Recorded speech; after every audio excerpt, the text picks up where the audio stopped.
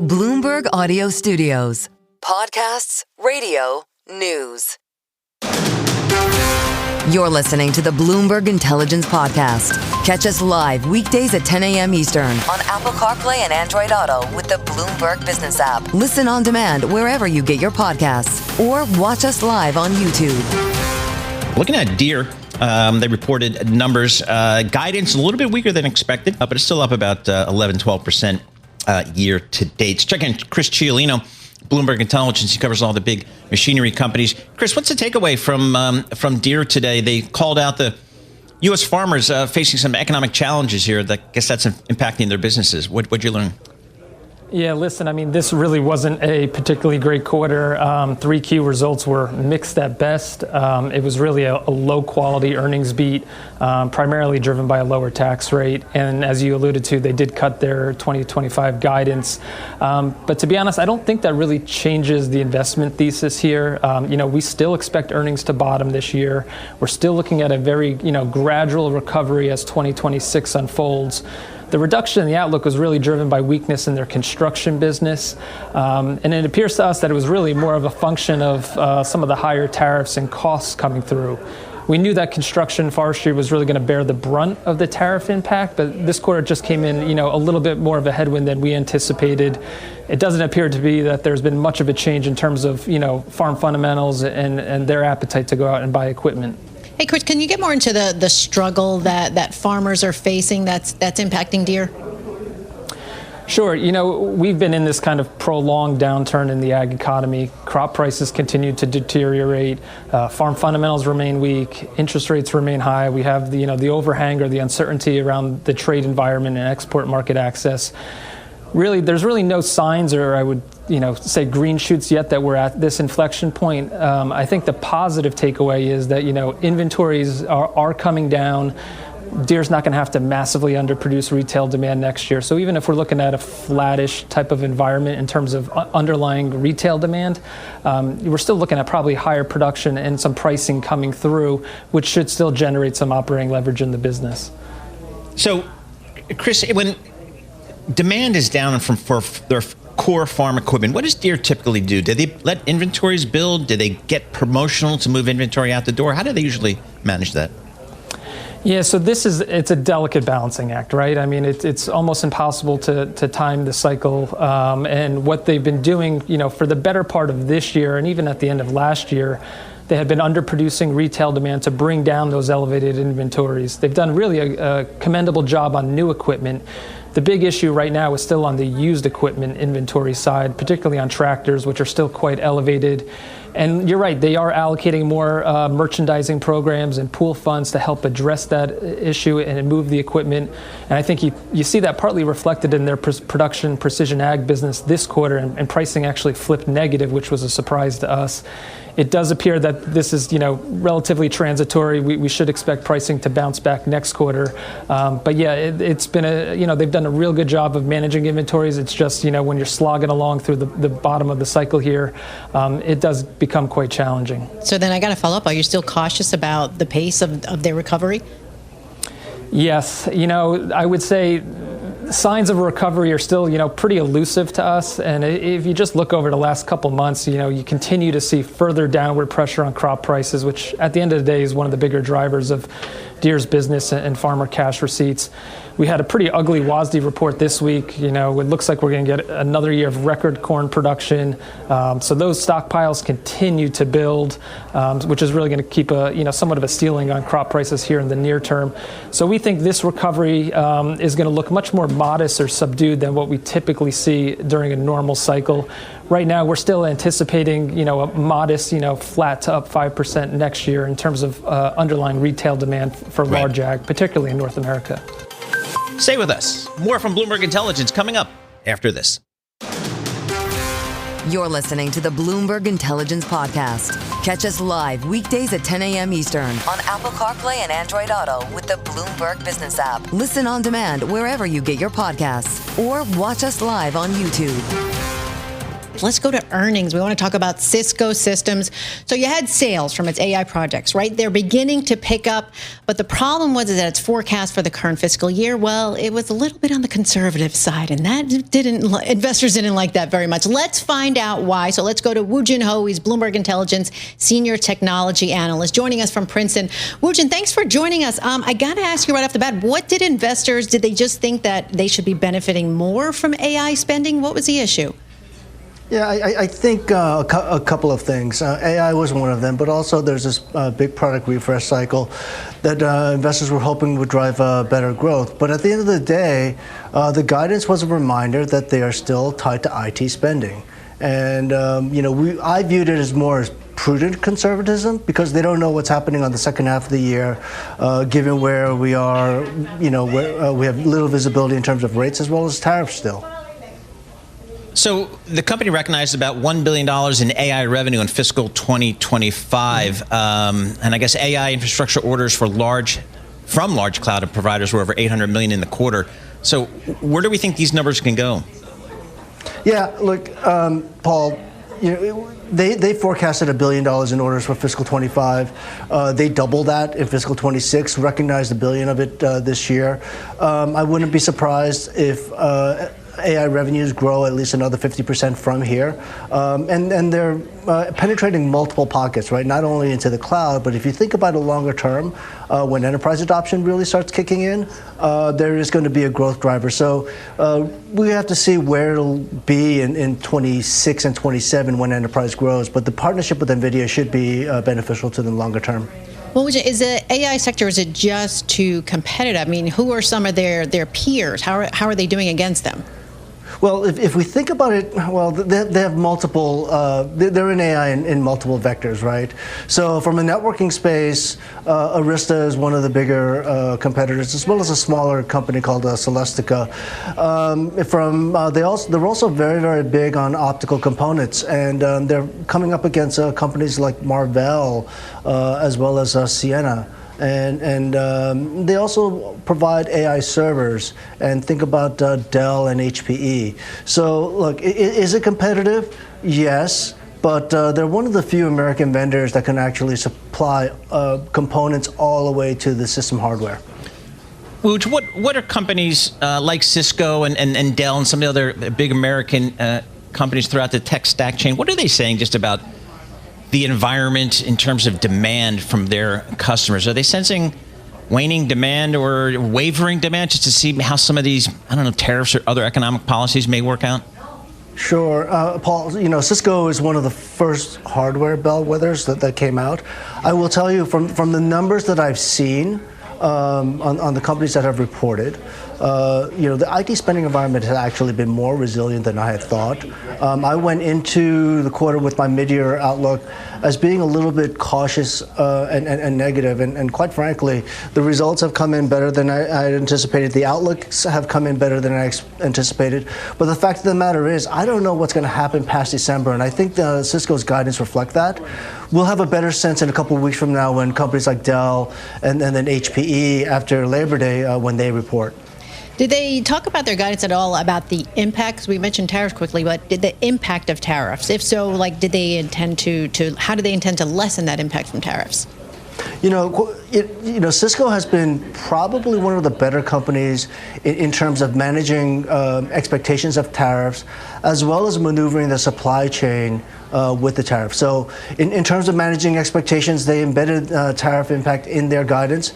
And because tariffs came in a little bit lower than we had anticipated, that actually helped EPS just a little bit.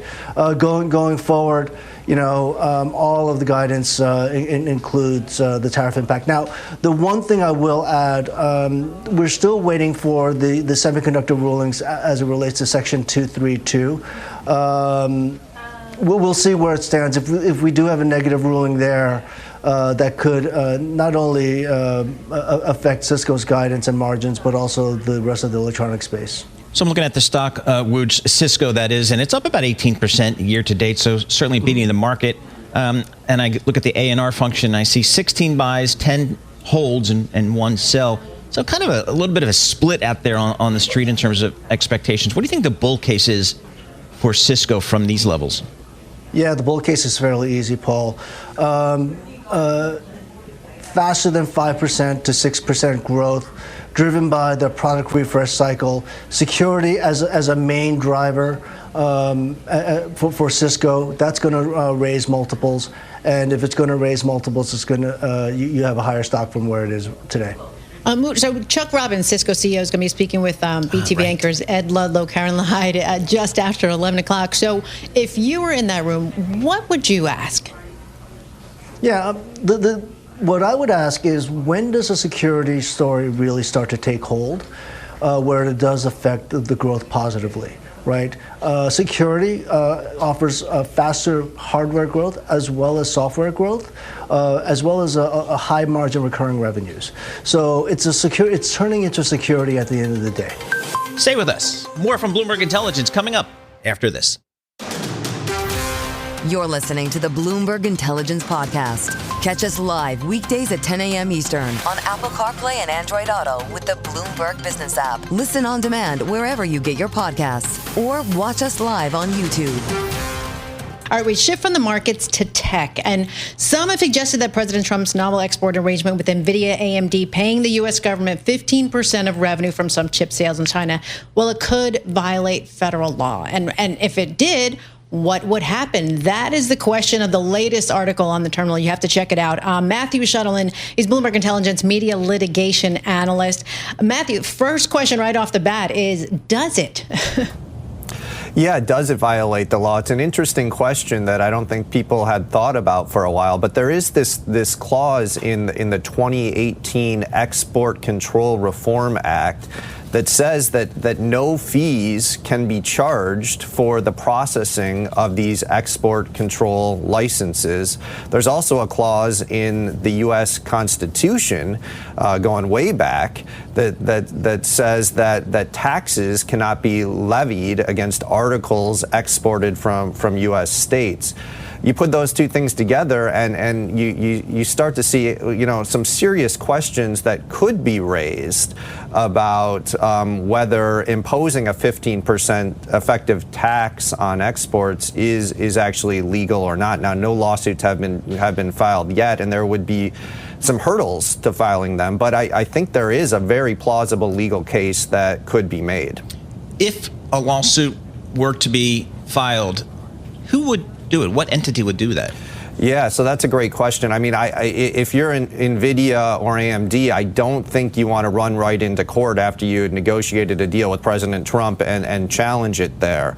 I think you would see a potential lawsuit come from a trade association that's concerned about the potential for this setting a precedent that goes forward after these particular deals. You could also envision shareholders of the companies who are upset about the company agreeing to something that might be inconsistent with federal law, potentially filing lawsuits as well.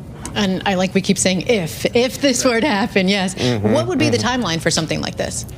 Yeah, so it's hard to say exactly. We haven't seen the final agreements here between Nvidia and AMD. And just a couple days ago, the White House said that the Commerce Department was still exploring the legality of how to do this, probably because they're looking at this precise statute we're talking about here. So timing's very much in flux for all of this, and it's going to be a question of whether we see this sort of approach going forward.